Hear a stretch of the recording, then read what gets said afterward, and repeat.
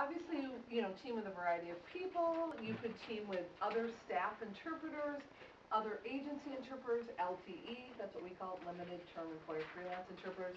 And this is the reason why this document was created. And the teaming structure may vary. You might share, so you're kind of teaming, but it's more shared. I mean, not sitting side by side. So the teaming document, I'm pretty proud of this document. We just tweaked it this summer, some of the language in it, just to make it a little more current. The reason why we developed this is we were finding that among staff interpreters, I mean, you have interpreters who, like me, graduated in the 80s, and you have interpreters who graduated 4 years ago. The philosophy is very different. So even though we're all staff with DHH, we all had different ideas of what teaming was all about. And agency and LTE interpreters, holy smokes, they had their own way of doing it. So what was happening was, so staff's teaming with like an LTE, and things were going amok, and they didn't know what to do. They didn't feel like they could tell them they were doing anything wrong, because then it's like big interpreter, little interpreter, like, you're on my turf, so I'm going to tell you at UWM, this is how we do it. So we thought, if you have a document, then you have a place to start the dialogue and say, I know that when Amy hired you, she shared with you this document. I'm just kind of, I mean, it's something to base the dialogue on. So you don't have to say, I don't want you on your phone or texting or whatever. And I'm not talking about like the obvious, like, there were people who were like texting on their turn, but just think of like how you turn and what the off interpreter does and who's the timekeeper and what the expectation is. So I don't know if I want to go through this whole thing. I kind of want to have some ethical. Do you want me to talk a little bit about it? Yeah, we have, I mean, we need to pull out what you think has been that most helpful. You know what? I didn't put it on here. Okay. I'm so sorry. No, that's okay. But let's just take a look at it. Preparing to team. Maintaining a positive attitude, sharing previous knowledge of the consumer. This is a big thing. I mean, sometimes folks look at teaming as this competitive thing. Like, I know this consumer, you're coming in. That's really hard to be that other interpreter. You already feel like you're down a notch, and you cannot make that interpreter feel that way. I'll go with, here's an example. Cassie Franklin with our department, she works with PepNet. She travels quite a bit, and sometimes when she presents, they take me to go because she goes to Oklahoma. They don't know her. They don't know anything about PepNet, really. I know a lot about that, so it makes sense. But then they have other interpreters there. Obviously, I can't do the whole thing by myself. So I get this team with me who's scared to death because she knows I know Cassie. I know PepNet. I know they flew me in with the team. I mean, God, this is really scary, So I'm like, so my attitude is like, I am so looking forward to working with you. This will be great. Here's some things I know about Cassie. She has twins. She's going to talk about them. It's Ari and Ellie, and I'll give them, I know her stories. I'll give them the stories. I give them everything they can. And I could go, well, here's the PowerPoint. I could. You think that, oh, you'll never do that. But it happens because it feels really good to get the strokes, to have the deaf person think you're all that.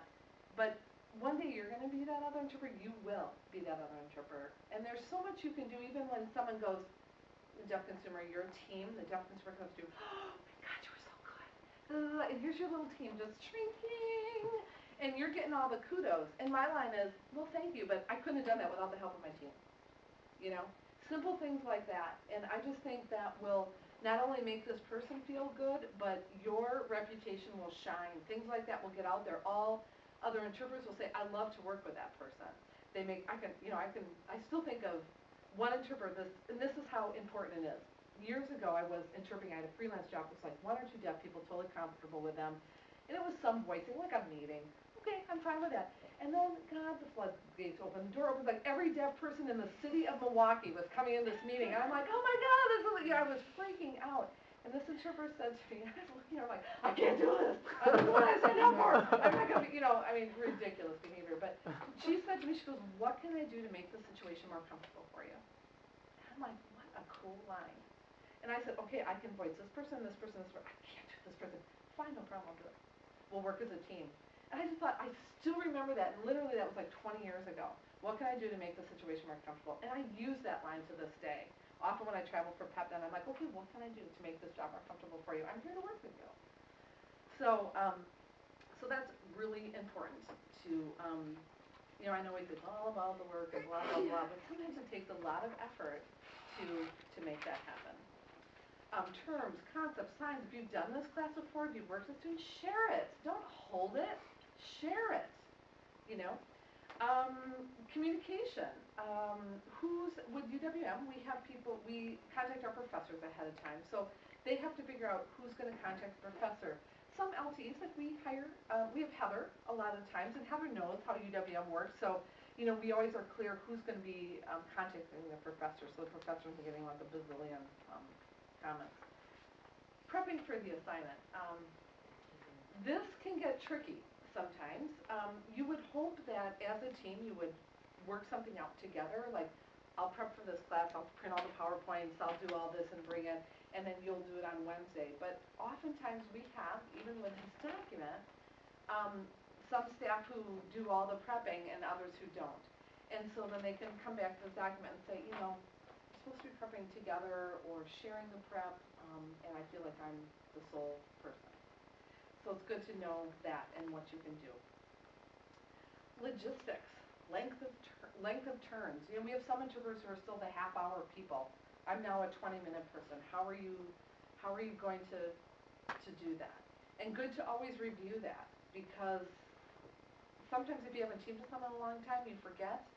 And so it's always good to review that. And how are you going to switch? Are you just going to stand up? Are you going to do the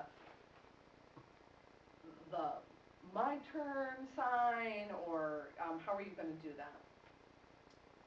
Discuss personal process time, another big one. I can't stand teaming with people who have this incredible process time. It makes me so nervous, and I feel like I want to feed, but if they tell me, look, I have a real long process time, so please be respectful of that. Just let me try, this is my sign that I'll do it, because that was causing, so much energy was being focused on that, you get irritated really quick. The student can pick up on that really quick if you're being overfed or something. We've gotten feedback from our students about that. Boy, this team is solid. They team really well. Or, they know when the team is ticked at each other. You think it doesn't come out in your work, but it does. In your face, in your body language, how you're sitting. So get that all worked out. And if it's not going well, use your break time and talk about it. Receiving a feed, all of these things. Do you want a whole sentence? Do you want a word? Get that all figured out ahead of time.